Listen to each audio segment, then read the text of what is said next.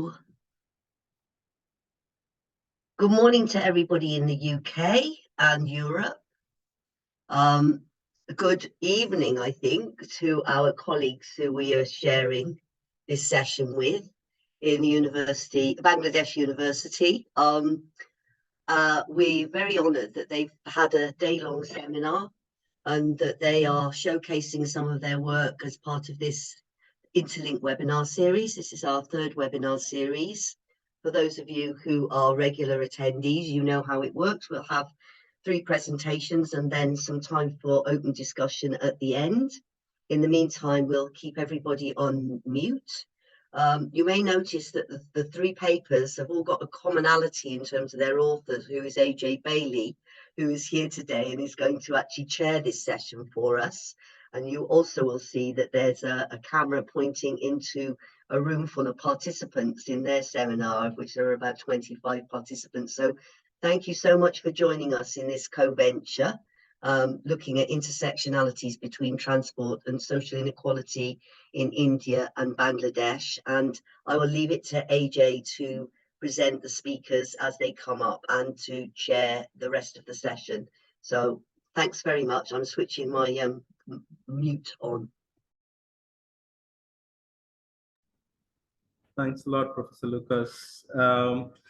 Welcome everyone, also people who are joining us online. A bit of a background, the session is based on our project EQUIMOB that talks about equitable access to urban transport infrastructures in India and Bangladesh. And these are the recent 3 papers that we have from our project. We will also, in the slides, put a link to our website where there are other materials available from our project. Yeah, as Karen said, these are all work in progress. So the first paper would be presented by Seama Mowri, and she's here in Dhaka. She's organizing this seminar together with colleagues here at the Bangladesh University of Engineering and Technology. After that, we will have Selim Jahangir, who's also here in Dhaka, who will also talk about the case from Dhaka. The last presentation will be from Shanghamitra Roy, who's in Manipal in India, and she will talk about the case of Kolkata. So for this session, we have kept the links to just Bangladesh, Dhaka and Kolkata. In a way, they share a lot of similarities, but also there's quite some differences. So that's something we can pick up later in the discussions as well. We first start with a presentation by Mowri.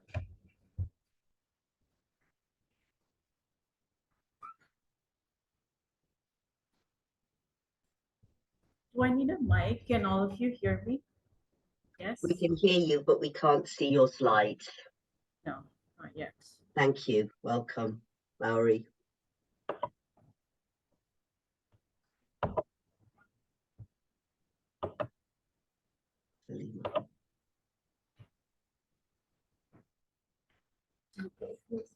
No.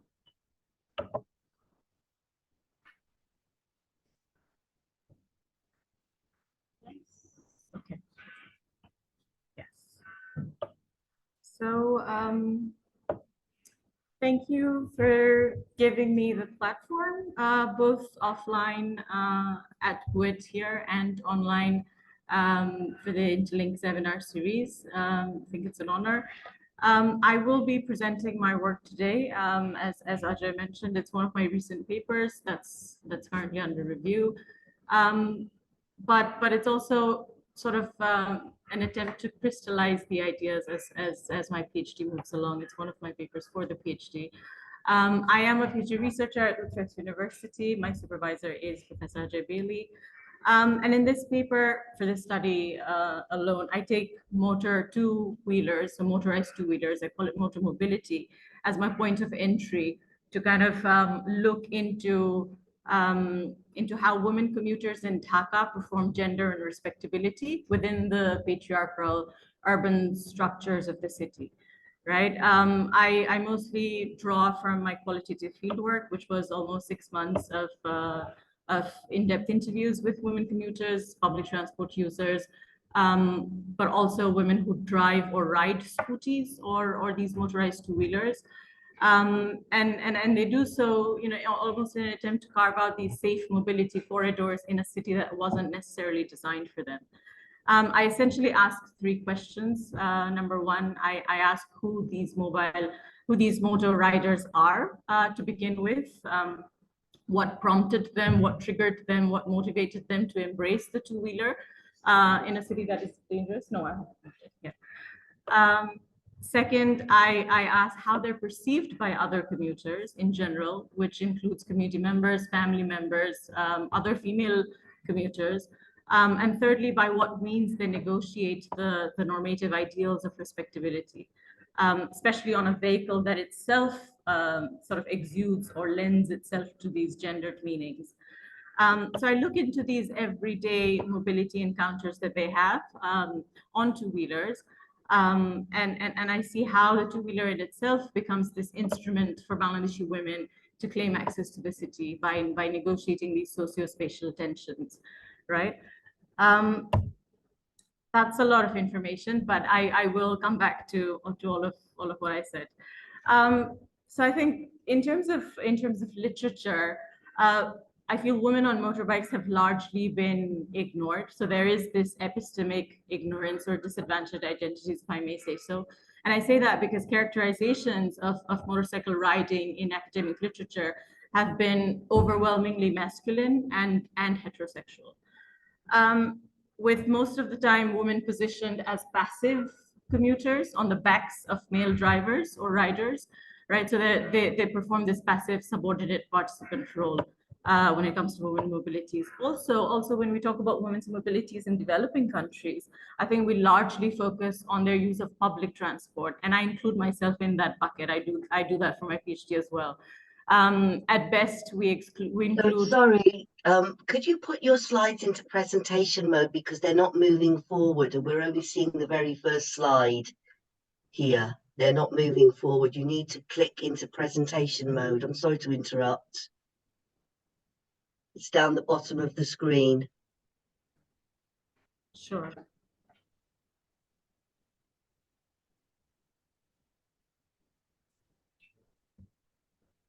There's a little symbol at the bottom of the screen that makes it go into presentation mode. Otherwise, we don't see the slides moving forward unless you go down them.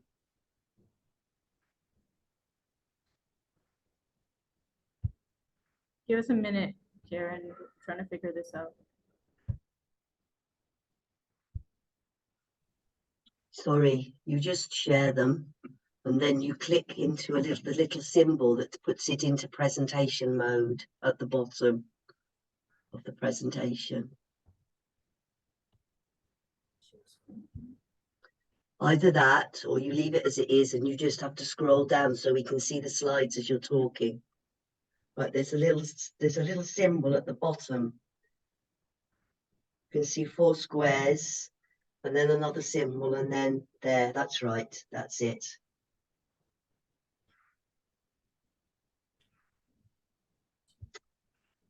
And you can say slideshow. You should be able to click it. At the top, it says slideshow. Maybe you could click it on there. Did that? And just move down. Sorry, guys. So you'll have to just scroll down manually then so we can see the slides because all we've got is the first slide. Thank you. Could just resume.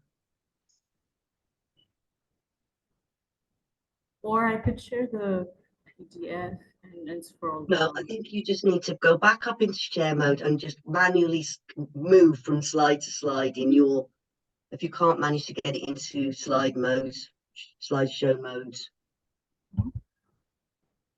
It worked perfectly fine when you were doing it before.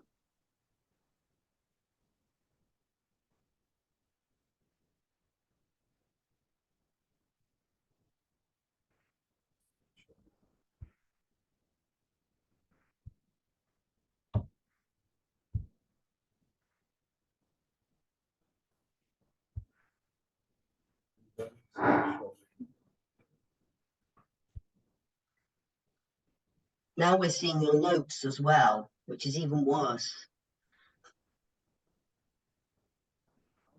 Yes. Do you see the next slide? No. We're just seeing the slide with all the presenters' notes on it now and the screen. We're now seeing the whole screen. You're sharing the screen now instead of the slides. I can do the. So Emma, do you have the slides at our end, please? Can you stop sharing at your end? We'll share at our end. Thank you. Just stop sharing. Emma, could you stop sharing at your end, please? Stop sharing. Emma, could you share, please, at our end? Is that possible? Emma, did you want to share the slides? And I could just ask That's you to what go. she's doing.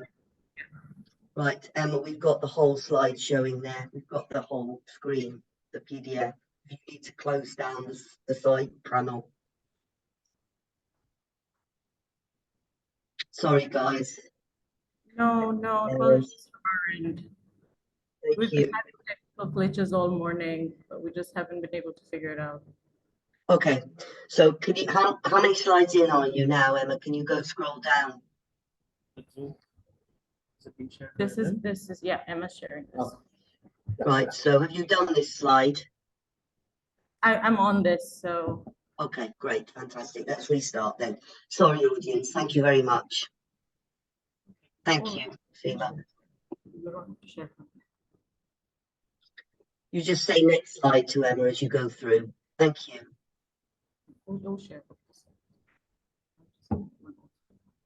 Guys, at your end, can you just start presenting again, please, Seema? Yes. Thank you. We can't hear you. Just starting. Give me a second.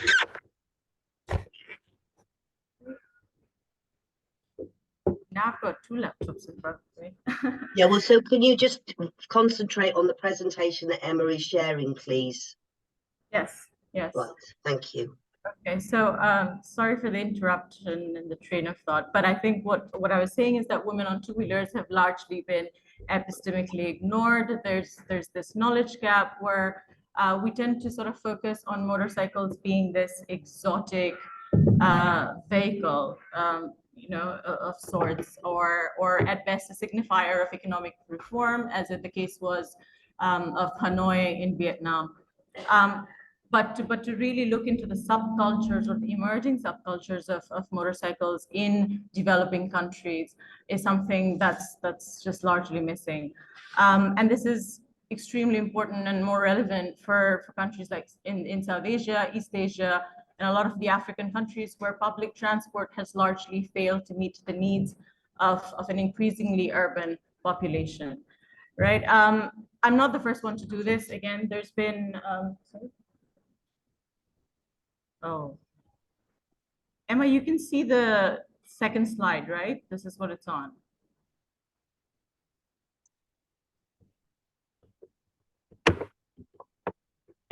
Yeah, it's fine from my end.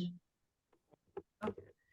So there have been scholars who've studied this before. We've had Sneha Krishnan, who's looked into female bikers in Chennai, kind of trying to associate the identities of female bikers and the Scooty brand assemblages. We've had Hamal and Haushman studying this for Kathmandu in Nepal, where they look at ride-sharing services for Patao and Tutul. And I think one of the examples that really stood out for me was how women performed gender even from the back of a bike by the simple mere act of placing their handbag in the middle of a male driver and themselves. And that act itself was a sort of demarcating private spaces and distinguishing between the public and private domain. Now I do this study in Dhaka, and for those of you who are not familiar, but Dhaka happens to be one of the most dangerous megacities for women. There's been plenty of surveys that point out that sexual harassment is a prevalent issue. right? But also the sociocultural context of Bangladesh, where female modesty and the culture of parda, meaning seclusion and segregation, has certain underpinnings of caste and religion, which remains unexplored. So that was sort of the premise that I began my study with. Moving to the next slide on objectives, the three questions I've already outlined them at the very beginning, so I'm not going to go into that again. And in the interest of time, I'm also not going to go deeper into the conceptual model, but the analytical backbone for this paper is sort of framed using Butler's work on performative identities. That's sort of the theoretical concepts that I use. Now, Butler argues that gender is not natural or binary, but rather this embodied structure of traits that you can sort of scribe and de-inscribe from, and that's sort of what I use to build on. So I use the concept of gender scripts, which is this basically a very detailed blueprint for women traveling in public transport. The gender scripts can comprise of how and when where they should sit, how loud they can be at public places, what dress is appropriate to wear, and how they should be interacting with other commuters, etc., etc. So by inscribing or de-inscribing for many of these gender scripts, you're purposefully sort of negotiating gender. You're performing these varying versions of femininity, and that's what I wanted to highlight with this study. So I've conducted about 30 to 31 in-depth interviews, and I've engaged intensely with a lot of these women's scooter clubs, where I spoke to a lot of the women who run their own scooty clubs. They teach other women how to run, how to ride the motorbike or the scooties. If you can move on to the next slide, Emma.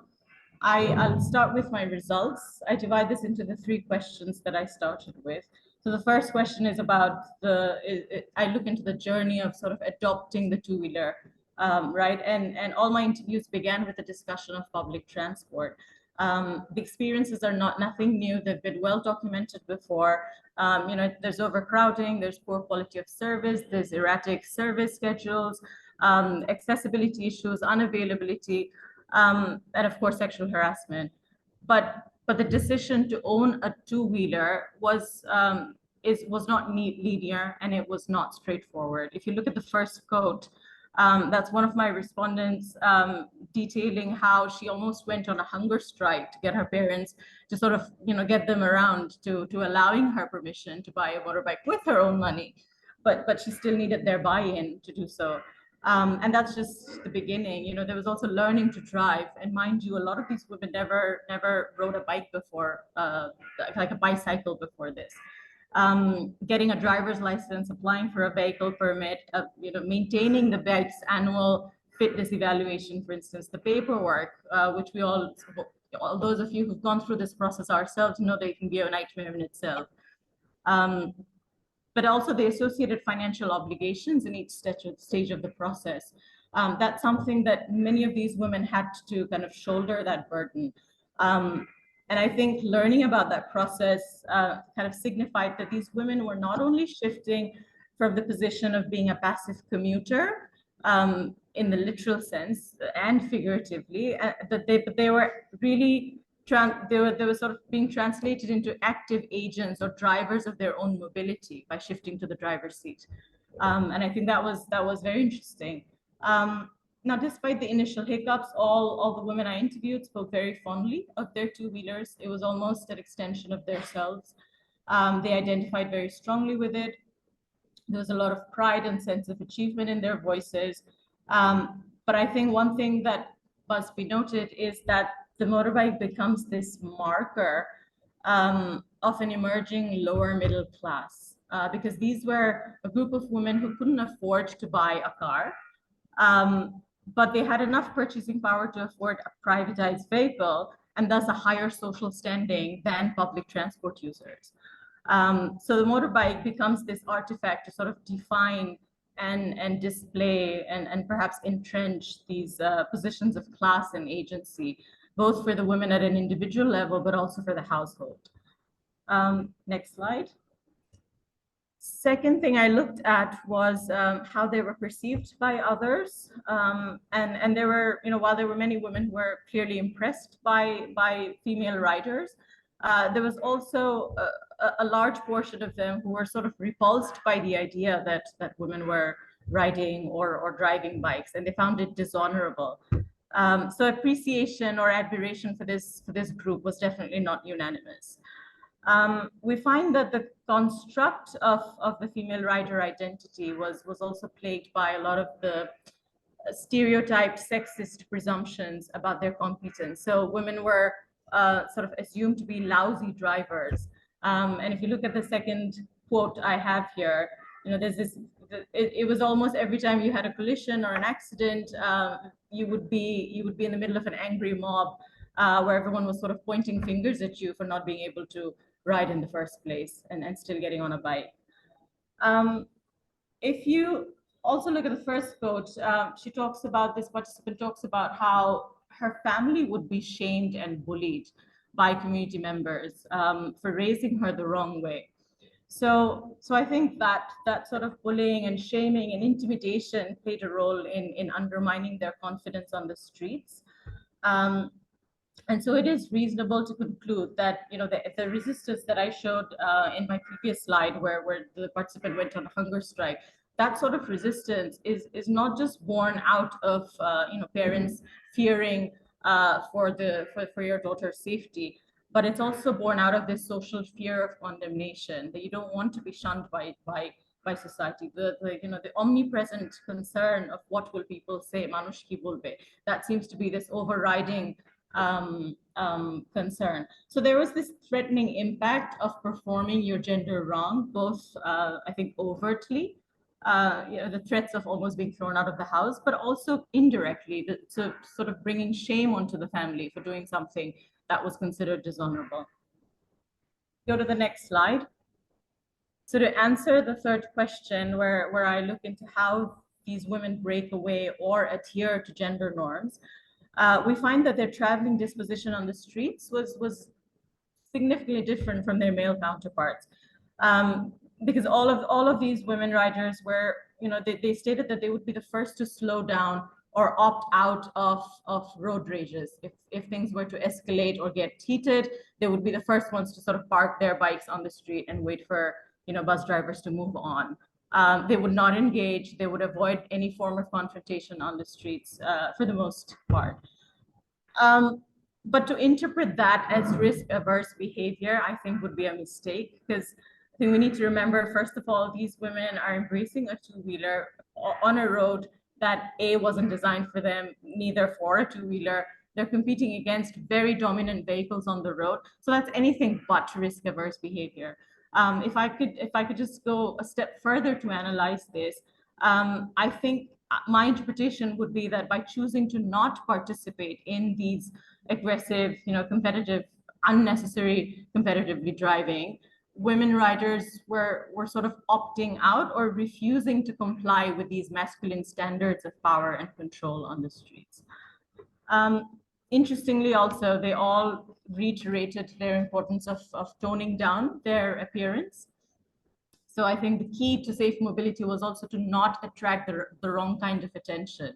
And they did so by, dressing up a certain way.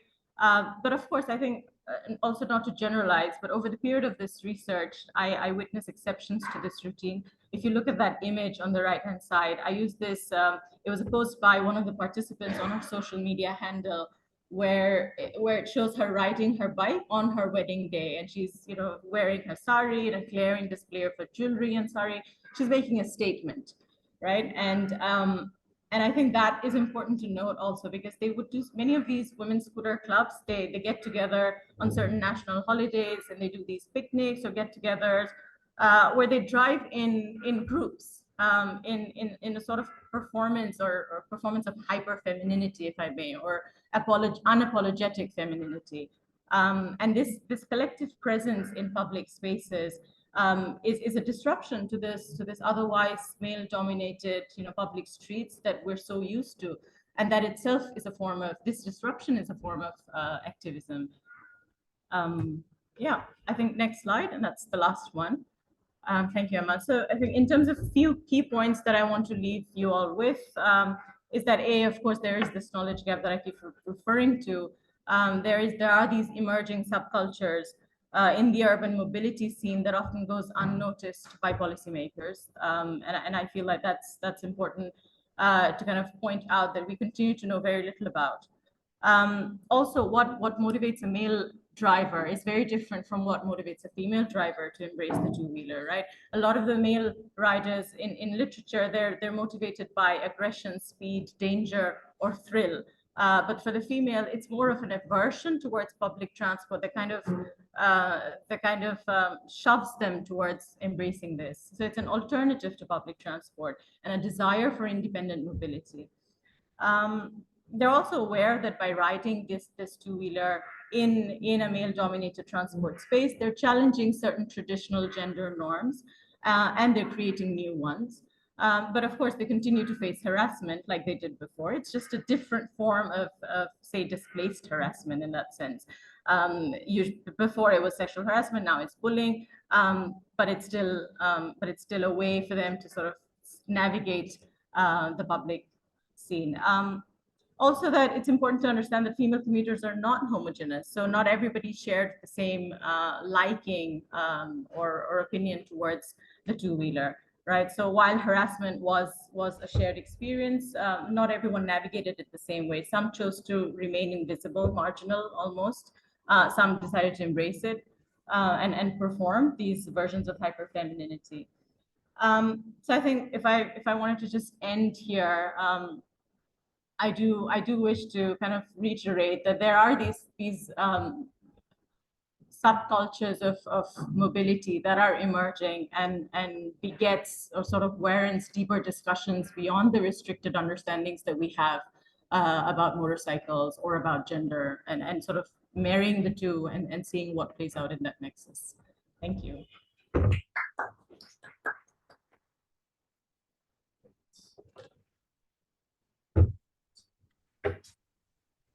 Emma, could I request you to take the slides for Selim as well? Then we just continue.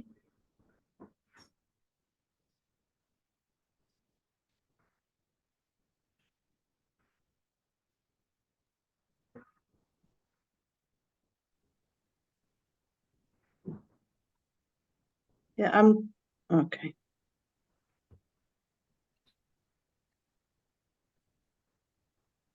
So I'll take this opportunity to say that if anybody would like to ask questions of the presenters, please put them in the chat and we will come to them at the end. We'll just go from one presentation to the other. Apologies for some of these technical hitches we're having, quite often the way when we're trying to do things across continents. Thanks very much. So we seem to have the next presentation here. Thank you. Just joining us, Selim is a postdoc for the project. Thank you, Selim. We're still not, seeing these slides in presentation mode, sorry. These slides are shared by Emma. Yeah, I realized that.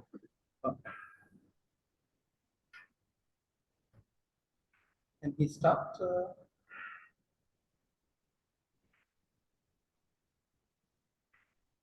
Yes, please start. Thank you, everyone. Thank you for giving this opportunity to present my findings of this project activities in INTALInC series talk. And Professor Karen, I'm one of the fan followers that I use your theoretical framework to frame my studies. So today I'm going to present my findings from the project called EQUIMOB, where the field study is in Dhaka, where we have seen how physical and social barriers, the older adults and people with disabilities, particularly with wheelchair users, how they face different forms of challenges while they move for their everyday mobility, whether they go for to access their workplaces or to access the healthcare facilities or for their social networks. So So this study, we have adopted the inductive people-oriented approaches, where we have collected data from Dhaka from two different phases. One is in the pre-COVID situation, and one in the post-COVID situation. So, can you move, please, next slide, please? Yeah. So just to give a brief background of it, like the urban traffic conditions and lack of appropriate public transportations have direct or indirect impact on the quality of life and health, whether it is physical health or mental health. The people, particularly with the old vulnerable groups, older adults, women, and people with disabilities, and these traffic conditions also determines the work and health and healthcare facility access and social interactions of these two groups. Uh, they also face a heightened risk of poor health conditions, and there is the high risk of being social excluded.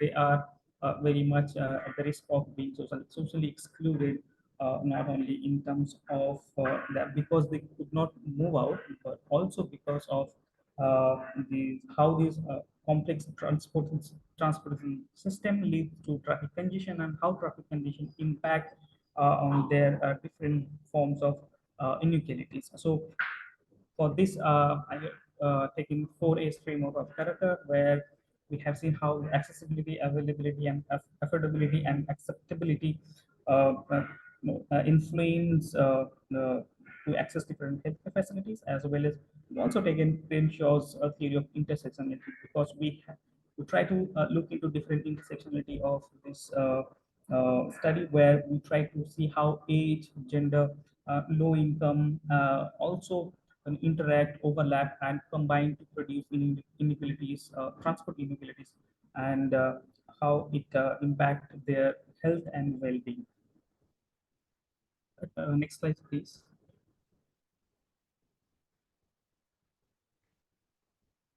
Okay, so as I mentioned in the beginning, that the main objective of this study was to explore the physical and social challenges. But for this paper, the main research question was, what are the infrastructural, particularly the environmental or physical challenges, as well as social challenges the older and wheelchair users, particularly wheelchair users among the different forms of disabilities, face to access public transportation for their health care access. And the main objective of this study, particularly this study, is to bring out the social and cultural context of the urban traffic conditions for accessing healthcare facilities. Next slide. For this study, first we conducted visual surveys from different main transport junctions, particularly bus stands of different neighborhoods. So from two phases of data collections, we have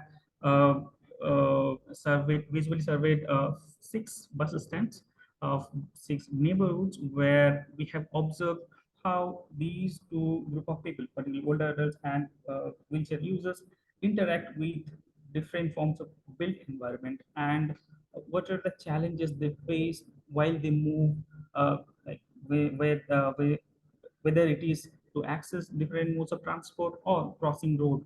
So we sketched those challenges, but this method would not reveal the underlying factors for that. So for that, to explore that, we have gone for in-depth interviews. So we conducted 30 in-depth interviews with the older adults and 30 in-depth interviews with wheelchair users, as well as we also spoke with the auto rickshaw drivers and rickshaw drivers, rickshaw pullers, in fact, how they also contribute for the mobility of these two vulnerable groups. Can you move to next slide, please? So, I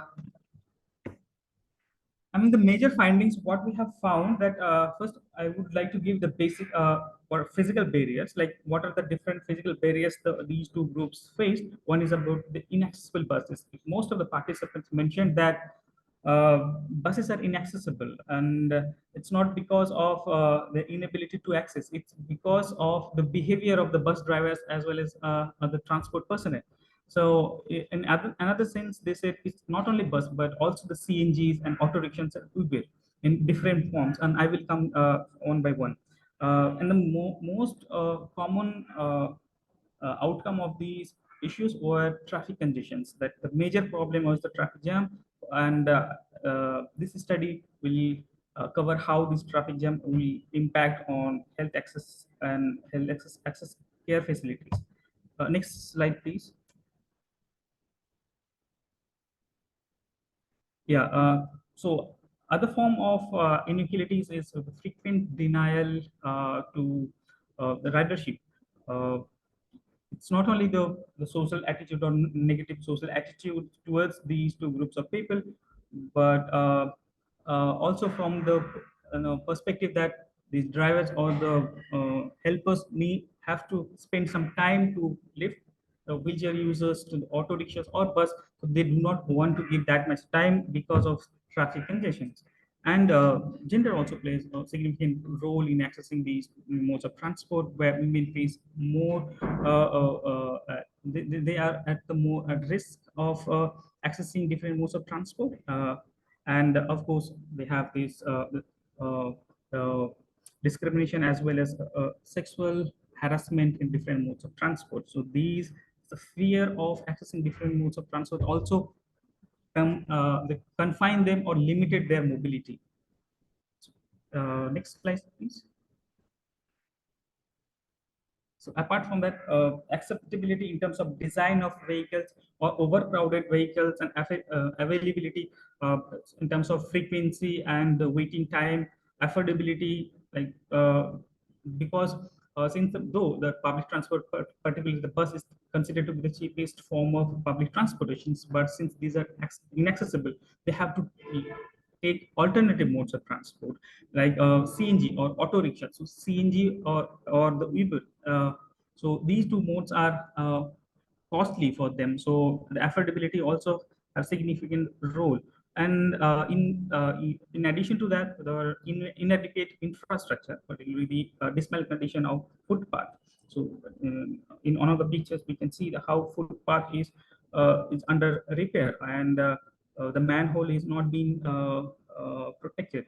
So I think in such situations, the older adults and wheelchair users, they do not want to move out, and they do not use footpaths, and so they take risk to move on the main roads with full of different modes of transport. So in addition to that, there's other form of inequalities is the lack of first and last mile connectivity, where we will have to take different paratransits, particularly the non-motorized transport, that is the rickshaw. And the rickshaw causes a lot of congestions within the neighborhoods as well as different junctions. Next slide, please. So coming to the impact of these traffic congestions is that most of the participants responded that the first form of this traffic congestion is the chance of being met with accident. So they also impacted with severe injury. So one of the participants said that she used rickshaw.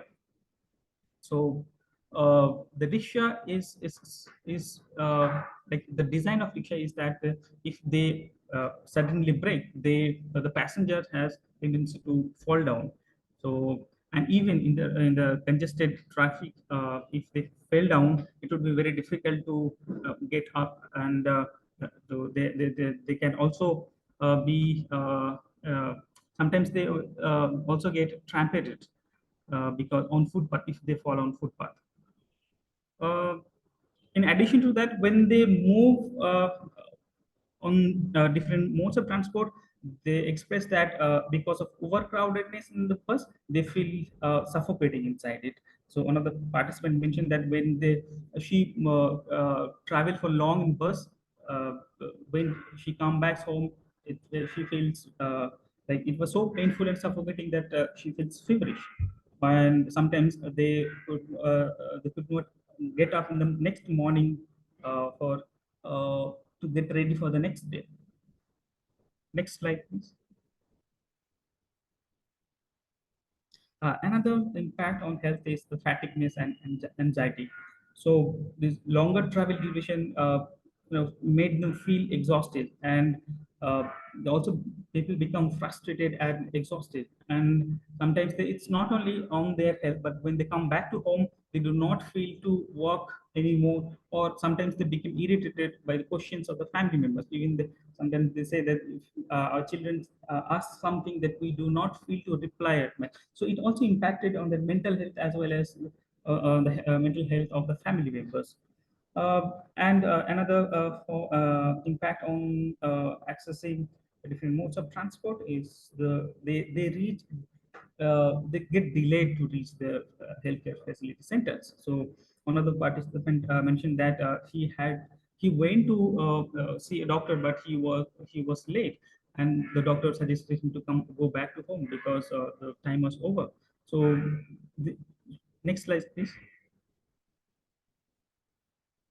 Yeah, so here, in addition to that, we also try to explore what are the negotiating strategies adopted by these two vulnerable groups to avoid or impact of these traffic congestion system. That it's obvious that they have to compromise with the healthcare accessibility and treatment. So and they sometimes they try to change the travel time so that they can reach the destination point on time, and again they have to take alternative modes, though it is expensive, or they compromise with the affordability. So sometimes it also impacts their household expenditure, and they have to wait for crowded and less crowded buses. So waiting longer time at bus stands also adversely impacted on their health. And lastly, they have to bear the high cost of transport. Next slide, please. Yeah, so what is the key learnings of this study is that transport accessibility should be considered from the rights perspective. That we should not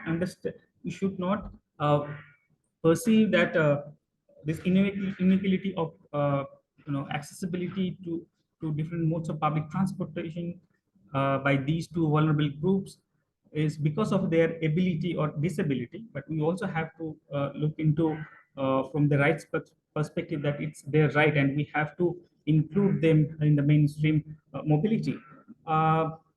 And we also have to understand the hidden disadvantages. It is the socio-cultural context, that how the social barriers also impacted also results to transport inequalities, particularly the negative social attitudes towards the wheelchair users and older adults. And in the end, we can say that, of course, we need to frame inclusive transport policies where we can make our transport system safe, affordable, and accessible. So in that sense, we can also follow the age-friendly cities framework, where Dhaka city transport system can also look some of the dimensions of age-friendly cities, where they can include these dimensions to make Dhaka city more inclusive and sustainable. Yeah, so I will stop here. Thank you.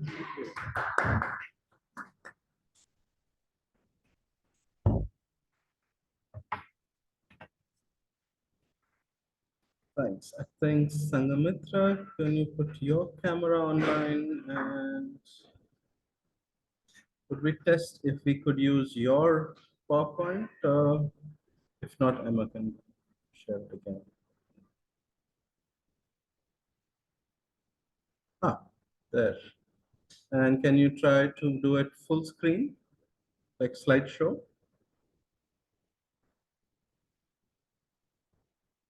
Yes, that works. And if you go to the next slide.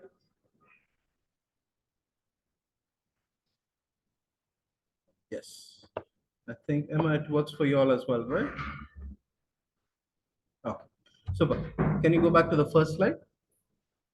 So we have here Shanghamitra Roy, who's a co-investigator on this project of EQUIMOB from Manipal. Shanghamitra Roy is an urban planner and an architect by background.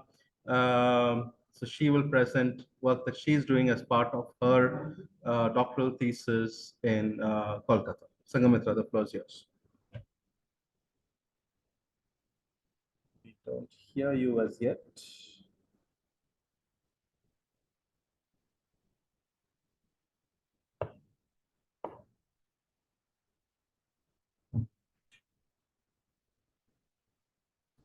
That's your voice. Can you try to put your microphone on and off? Try.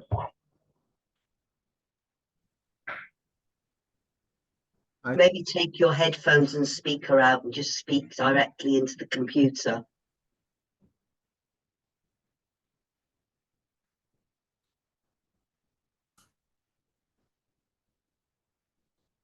Okay, Shanghamitra, can you try to say something? No, we don't hear you. Maybe you can stick, you do it without the mic and let's see if it works. I don't hear you now.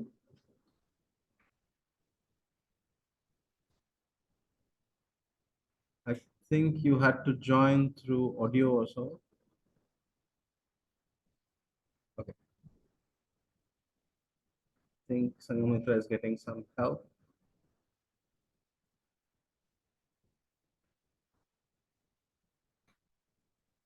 So maybe, AJ, we could take a couple of the questions until they sort out the thing they're in. There was some questions for Seema and also for Selim. Perhaps we could do that. You could ask some questions until she gets her audio sorted. Shanghamitra, do you want to try once more? Then we'll. Yes, Yeah. can you hear me now? Yes, perfect. Can you hear me, Ajay? Yes, yes. Oh, You can. all right.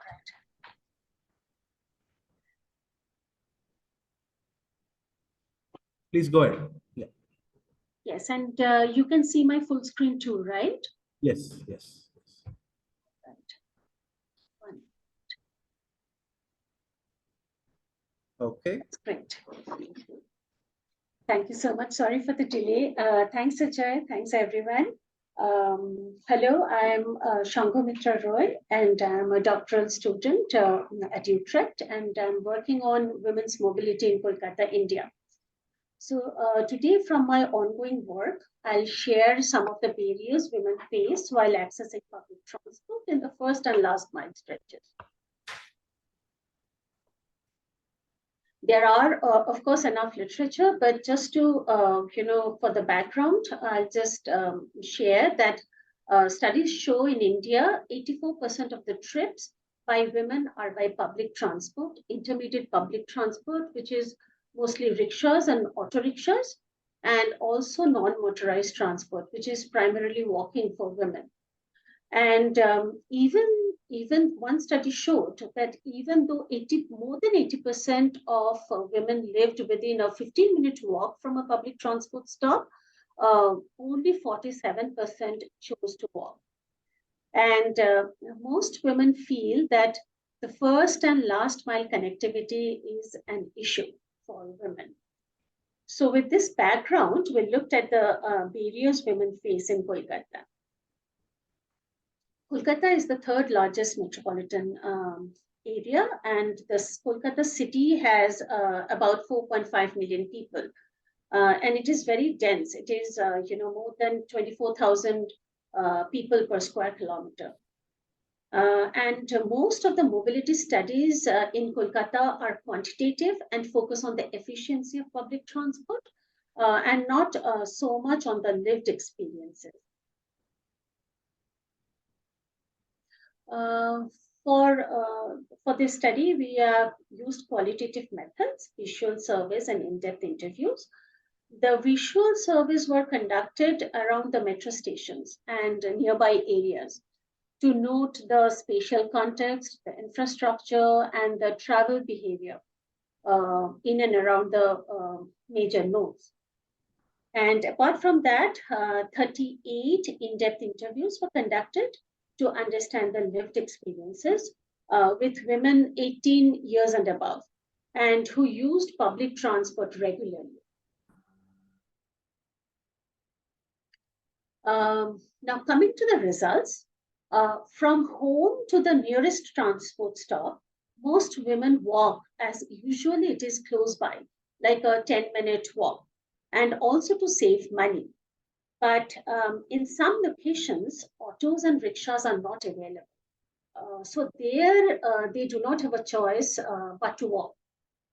Now, women, whether married or unmarried, who have routine household work such as cooking, cleaning, or taking care of children or other family member, they prefer autos and rickshaws for this stretch so that they can devote more time at home. And also in some localities where commercial activities are high, women fear riding the hand-drawn rickshaws or the cycle rickshaws, as the traffic is heavy and mixed, and these rickshaws are a little high and not so stable. So they fear that. So in such cases, if women are in a hurry, they usually take buses, even for very short distances, even for 800 meters, they will take a bus. Also, women find it very difficult to walk on obstructed and crowded sidewalks where they have to constantly weave through people and obstruction. And there is literature that women prefer to maintain a shy distance. And as I was listening to the previous presenters, so probably this is a very, very common issue in this part of the world. So women are forced to get down and walk on the streets. Even if there is traffic, bikes, and these bikes are usually very, very, they always speed. So speeding autos, speeding bikes, and of course other vehicles. And moreover, the sidewalk conditions are such, like unclean or uneven or broken or discontinuous, that otherwise also it is very difficult to walk on the sidewalks. Like one of the presenters earlier was saying, that it is very difficult to keep the cane, to keep the walker on the sidewalk because of the condition of the sidewalk. Then from the nearest transport stop to the main transport stop, women mostly use autos. Autos are preferred because buses are crowded and have poor frequencies. Autos have better frequencies, they are faster, and they have comparable fares for the short distance.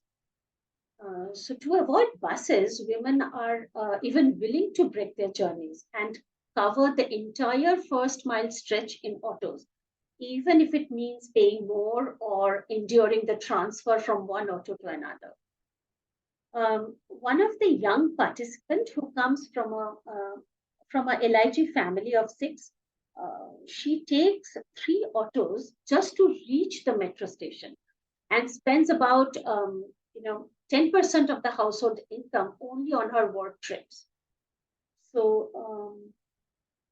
and of course, harassment, like Selim was also talking about, Mowri was also talking about, harassment is also a concern in autos.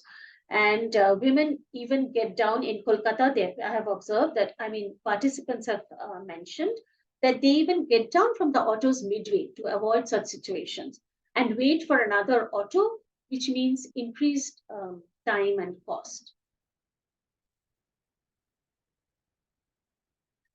Now, at the main transport stops, unreliable and crowded buses are the major barriers.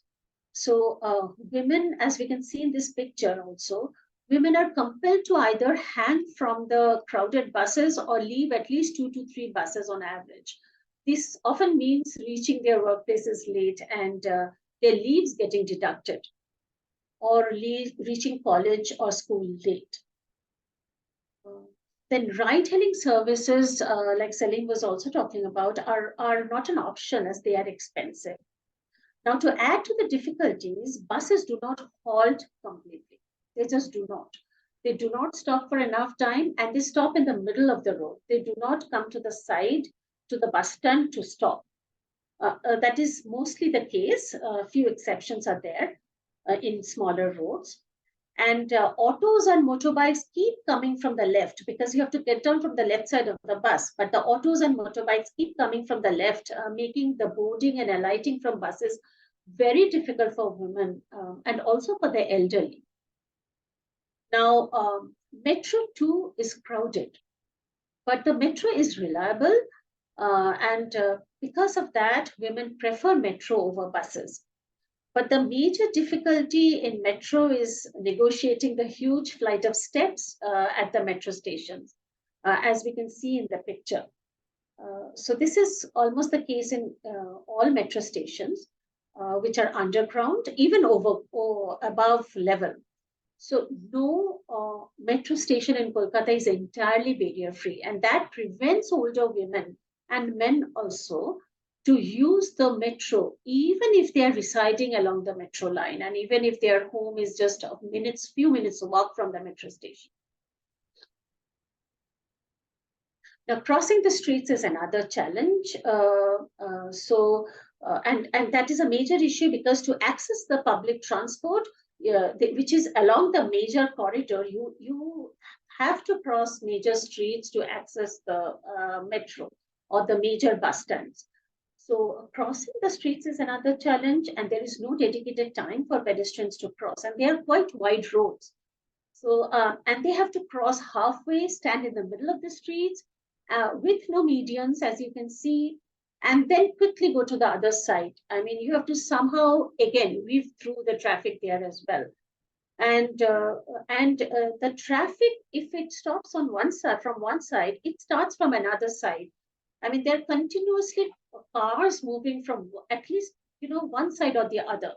And if not anything, one U-turn will be permitted. So there also a little bit, you have to be cautious to cross the road. And now when returning home in the evening, getting an auto from the transport stop is very difficult because while going to in the morning, sometimes the timings are staggered, but in the evening, almost all offices are they end almost at the same time. So the rush is a lot. So and now they're at the metro stations or at the bus stands, there will be long queues for autos during these peak hours, and you have to wait to avail one. And this increased travel time. And it also prompts women to break their journeys if possible to reach home sooner. So they take an auto, move a little bit closer to home, and maybe that auto is not going up to their home. So they take another auto from there to go even closer to their home. So they break their autos to do that, break the journey to do that. So because while returning, that time women worry more about reaching home and less about the cost, particularly if they have young children or older family members at home. Two participants have even changed their residence location to avoid dependency on the agency caregivers. And finally, from the nearest transport stop to home, most women pause at the local markets to get groceries and other household items. And after shopping, the older women prefer to take rickshaws as door-to-door is convenient for them, especially if they're carrying heavy bags. And in rickshaws, there is space to keep things near the feet. And sometimes they even book an auto to drop, book an auto to get off at their doorsteps. Because autos otherwise in Kolkata plies on a share basis and not like on an individual booking basis.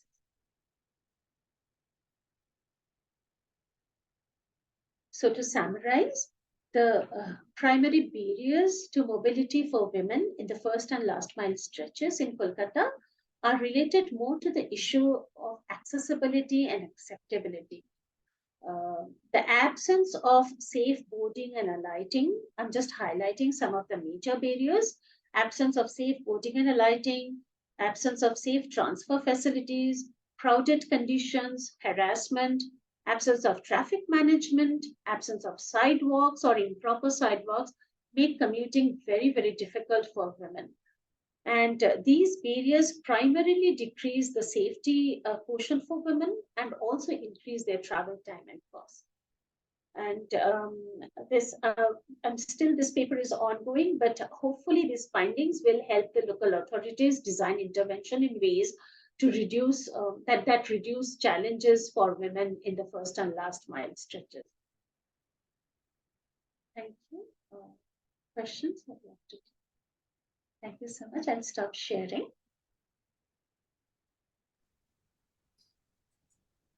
Thank you, Shanghamitra.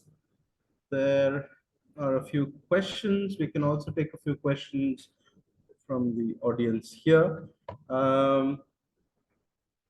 Let's start with the questions that are already online. Mowri, do you want to go first?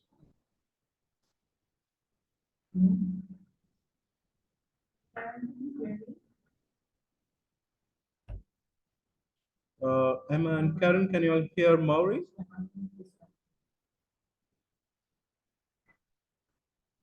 No, we can't hear her or see her.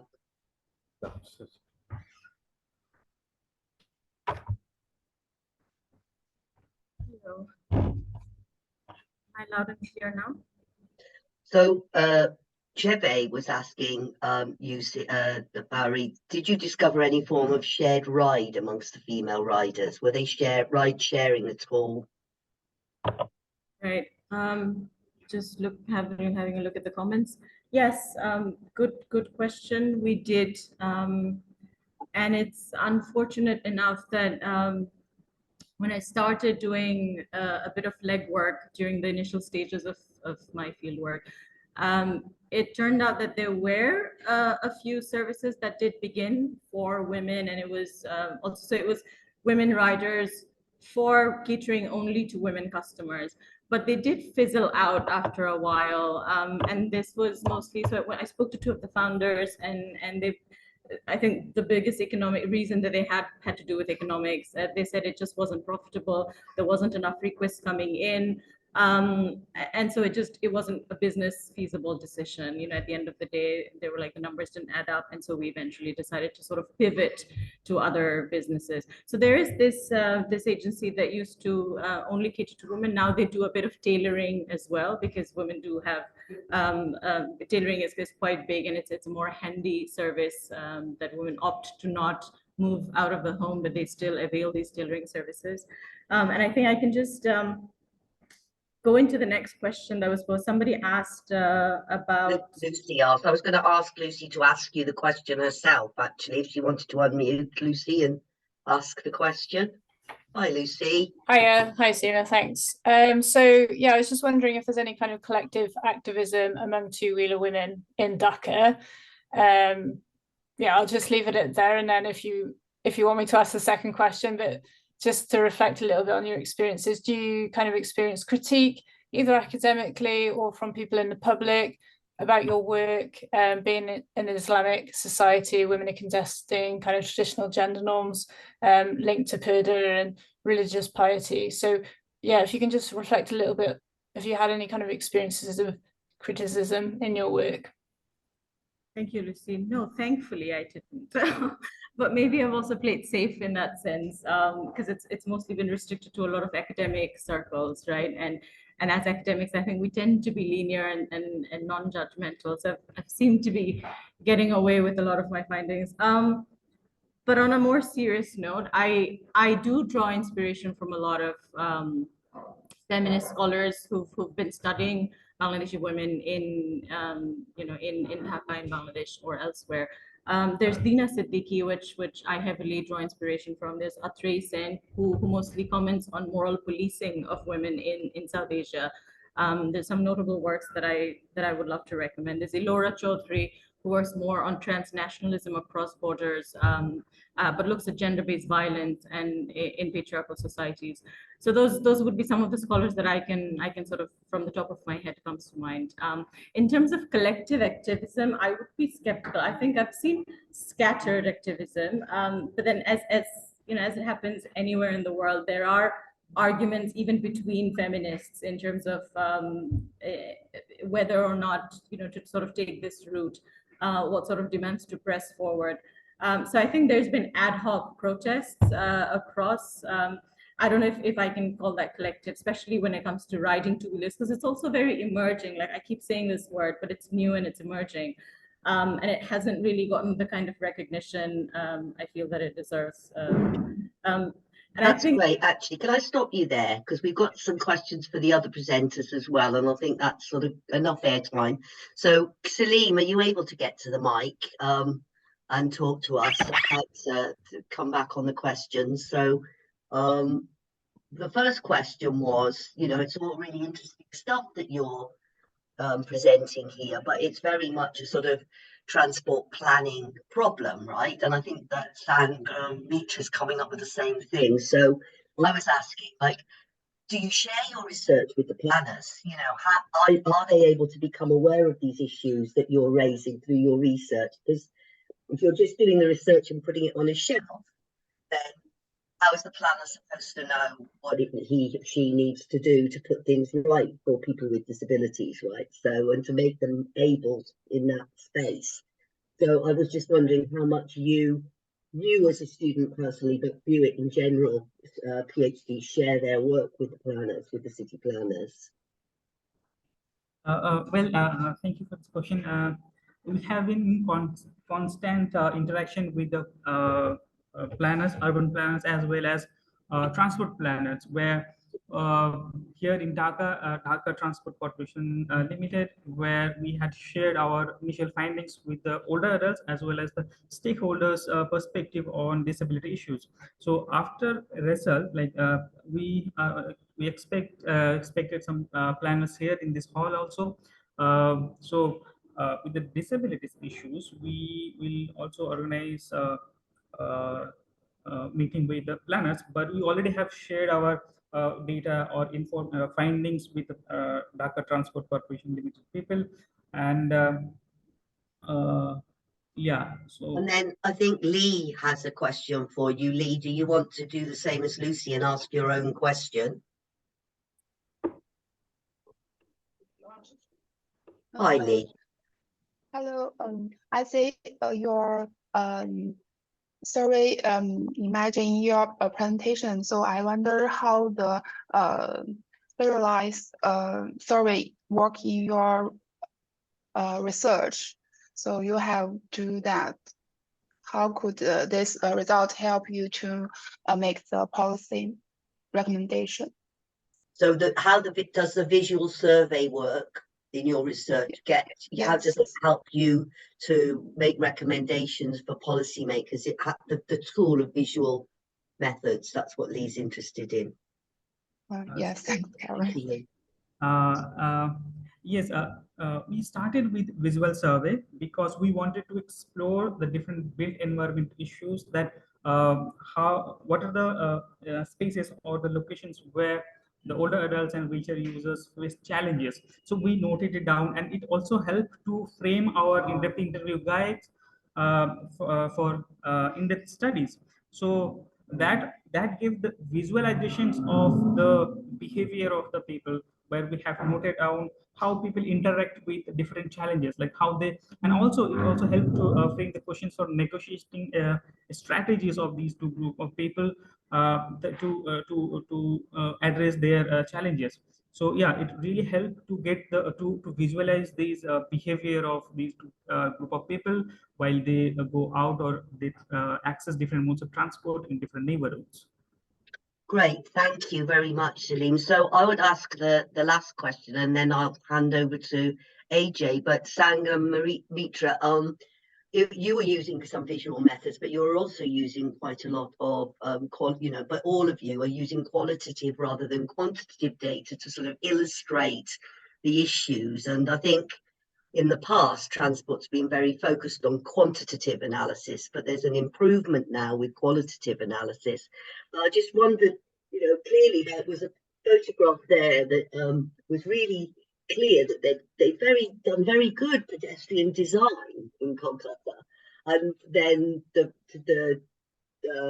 jitney drivers with the little drivers were going through, you know, the tuk-tuks were going through and not taking any notice. And I wondered how much there's like active traffic management that goes on, whether there's any active traffic management on the ground that you see.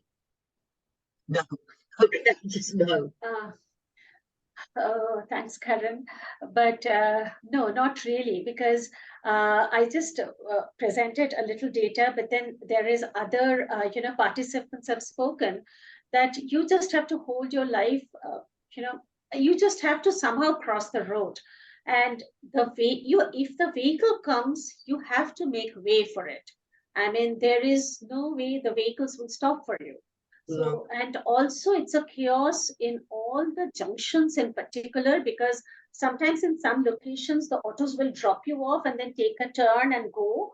So traffic management in short, no, nothing is there. I mean, apart from the basic stopping at signal and then starting again, but then there are a lot of side activities the vehicles do. So so it seems like that, you know, that actually urban planners and transport planners are not always doing a bad job in Indian cities. It's just that the traffic doesn't obey any form of rules around pedestrian priority or dangerous driving or those sorts of issues. Yes. Be a big problem. But I would like to add also, because in Kolkata and like in many other cities, must be in Dhaka as well, because the traffic, it's mixed traffic. So the heavy and the light traffic, all kinds of traffic are mixed. So it creates a little bit of chaos on those streets, because they move at different speed and they move anywhere they want. It's not like the fastest traffic moves at the center of the road and then slowly the lighter traffic. So it's not that, it's everywhere. All kinds of traffic is everywhere. So that's a mess.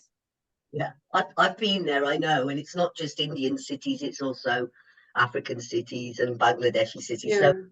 So maybe, Ajay, we can bring you back into the room, because Paramita, I don't know whether you want to ask your own question, Paramita, but Paramita is saying you've been involved in research in both areas. Paramita, do you want to ask your own question? Yeah, sure, Karen. Can you hear me? Yes, we can. Okay, thanks everyone for your wonderful presentation. My question was for Dr. Bailey. Since you have been involved in research in both Dhaka and Kolkata, and I'm aware that these two cities have some similarities, nearby cities as well. What type of similarities and dissimilarities did you find in these two cities in terms of urban mobility and accessibility? And do you think that there are any areas where one city can learn from the other because they have such similar similarities in terms of socioeconomic condition and transportation and all that? Thanks. Thanks, Paramita, for your question. The whole idea of setting up this project was to compare between, so we have 4 cities, Delhi, Bengaluru, Kolkata, and Dhaka, right? So if you put them on a continuum, Delhi has the more modes of transport, public transport available, relatively better infrastructure, not necessarily accessible, but better infrastructure. Bangalore is getting there. It's in between. It's not as the same size as Delhi, but has a lot of dense population and is getting towards new modes of transport. Kolkata is an interesting mix of old and new forms of transport. This is all from an infrastructure perspective, and Dhaka, as we've seen in the last few days, is that there is also a lot of activity happening here. There's the metro coming functional, there is elevated expressway that's coming up. These are also playing a big role in this process of looking at how infrastructure is developing across these cities. What we have tried to do is what we learned from the mistakes that happen or the issues that happen in Delhi or in Bangalore with the metro, and the same for Kolkata. We see that that was our approach, that we took these learnings and we had the stakeholder consultation with the Dhaka Metro Corporation, and we said, look, this is what we saw in the Indian cities, what can we take from here for the Dhaka? So there's a more of a south-south comparison. What remains equal or, in a sense, common factor across 4 cities is the issue of access to transport for women from low-income households.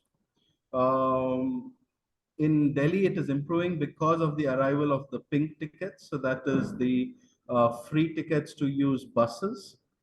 That has increased the circumference of mobility through which women could access work, education, and social life.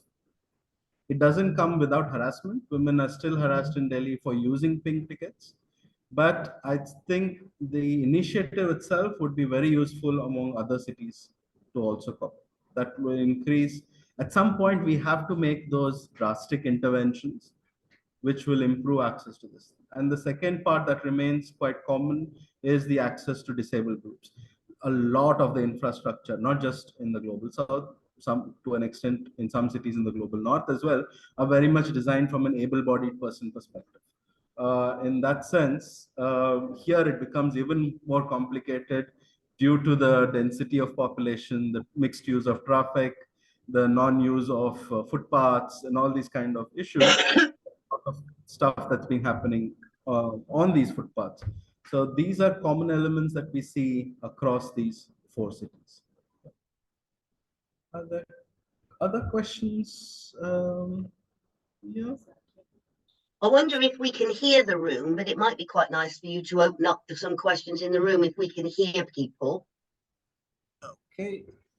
Speak a bit loudly. Can you hear her, Karen? You need to be by a mic. Yeah, you can ask the question and I'll repeat it. That's better.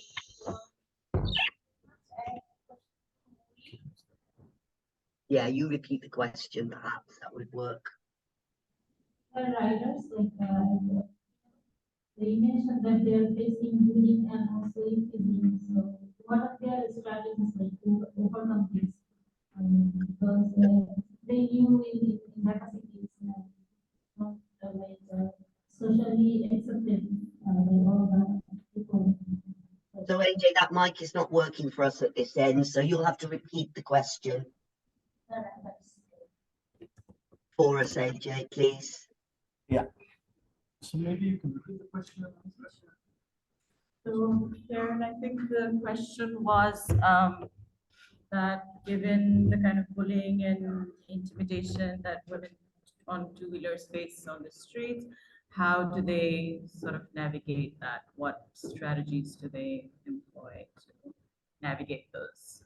So I think my answer would be yes, there is bullying, but that's not new. I mean, it's just that they're facing it on a two-wheeler as opposed to being in public transport and facing it or walking. That's very true. Sort of common. So the strategies are still the same, there's multiple levels of strategies, or it can be the way you dress, it can be the way you wear, it can be being silent, it can be talking back at your perpetrator, it can be creating a scene, it can be getting down the bus silently without drawing attention to yourself, it can be putting on headphones to kind of have this aura of ignorance, tune out of your surroundings. So there can be a plethora of strategies out there that they employ. One of the interesting ones was there's a woman I interviewed who actually fashions a masculine guise. So she wears a helmet, she dons a crew cut, she wears a black Punjabi and jeans and sneakers. She doesn't speak when she's in public because then people would know that she's a woman. So that's just another way of living, that's what works for her. So and that's done. So I think that's so when we were doing research in Dhaka with women, young women who were trying to reclaim the street, and they called it Eve teasing.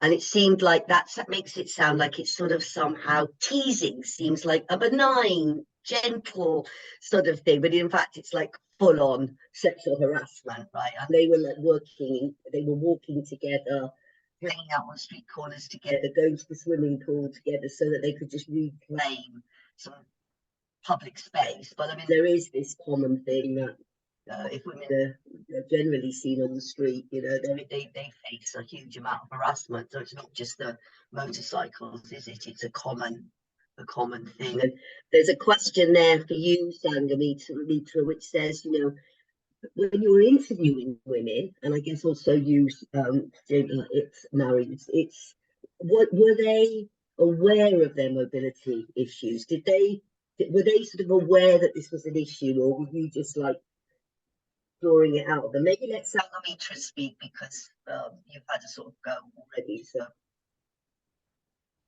Shanghamitra, let's yeah. Shasam. Yes, please go ahead.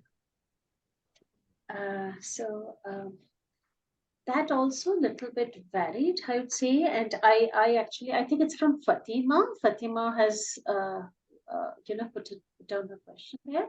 So it's not for me. The participants, they basically shared their experiences, and they talked about right from when they step out of their home, how exactly they take the decisions.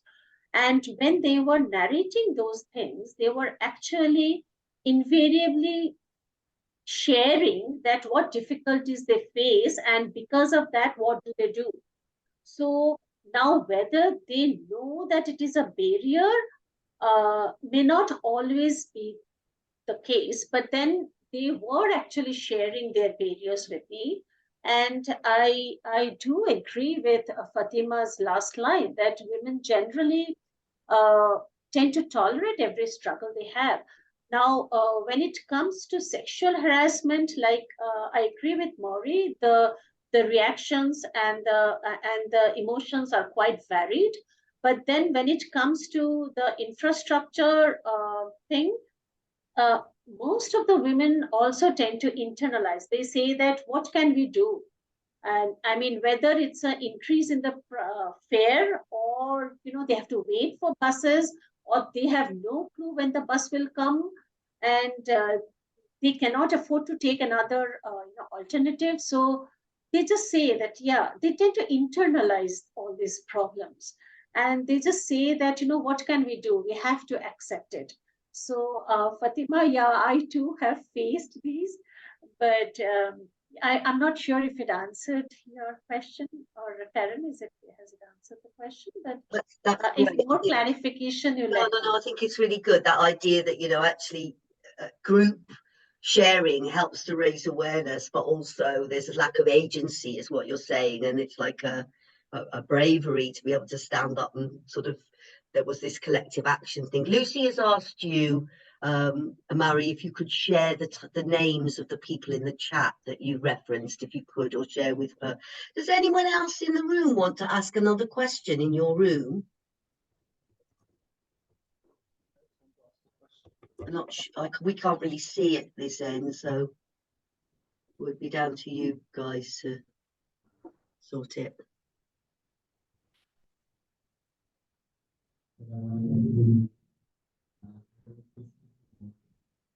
So we don't hear from the microphone very well. I don't know whether you're...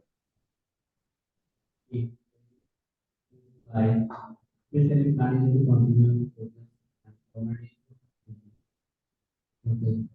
So you sounds like a female driver, use helmet.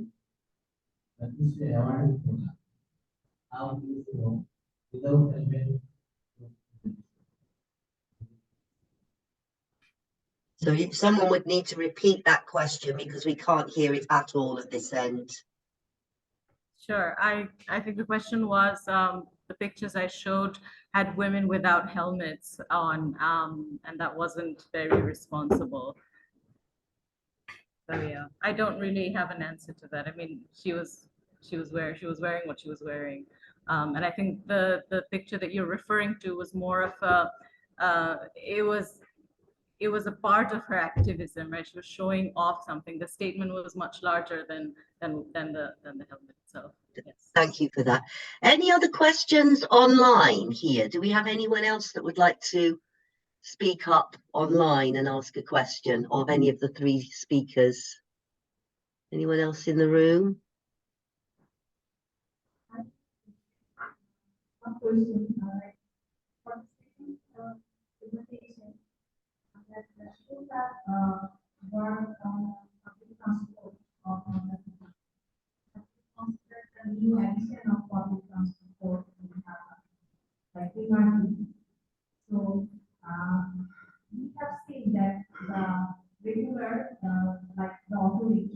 face real emphasis where he has not used universal not also in practice. They don't have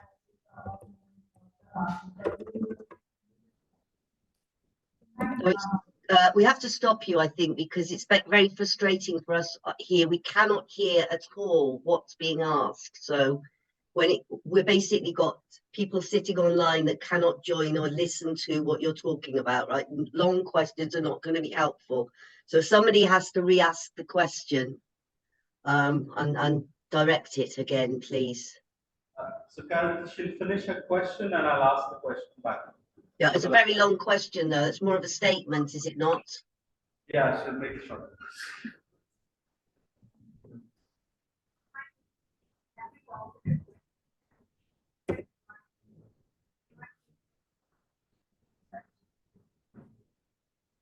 Metro rail.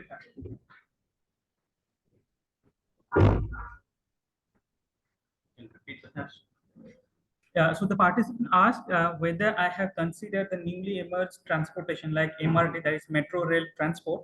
Yeah, my answer would be like when we started this project, like we designed it to incorporate those modes of transport which are already existing at that time. So metro was under constructions, and recently they have, like in December 2022, they have started like one route from the source station to like they have covered I think 8 stations in Agargaon. So we have not considered from my study here, but what we have done that based on our experiences in metro from Delhi and Bangalore, we shared our findings that how these vulnerable groups face challenges to the MRT planners that we from the people-oriented perspective, we found these issues. So when you are starting the metro connection or metro rail, you can also consider these things because we have similar kind of issues in countries like Dhaka is also again a very congested city, whereas we see Delhi and Bangalore, these two cities are also having the conditions where people face different issues to access metro stations itself. So yeah. So that's great. Thanks, Selim. I think we're going to have to stop there. Emma, I wonder if you could just share the final slide. I'd like to thank everyone for putting up with all the technical difficulties that we've had. I guess that's one of the things of trying to do something hybrid. We thought we were being very clever, but maybe not. It's been really great. Thank you for bringing us into your seminar. So in 2 weeks' time, we're going to shift our attention to Africa and think about health and well-being interactions in East African cities. The next session is on the 24th of May. You need to go to this INTALiNC events, and then you can log on as you did for this seminar, and we will be tweeting and so forth. So thank you for everybody. Thank you very much to the presenters. Thank you for the patience in your room, Ajay, because I know that it's not always easy listening to people online. Thank you for hosting us, and thank you to all the people, faithful followers online who put up with all the technical glitches and everything else. We apologize. We did do a tech test, but it didn't seem to work later on. So thank you so much, and hope to see you in a couple of weeks. Thank you.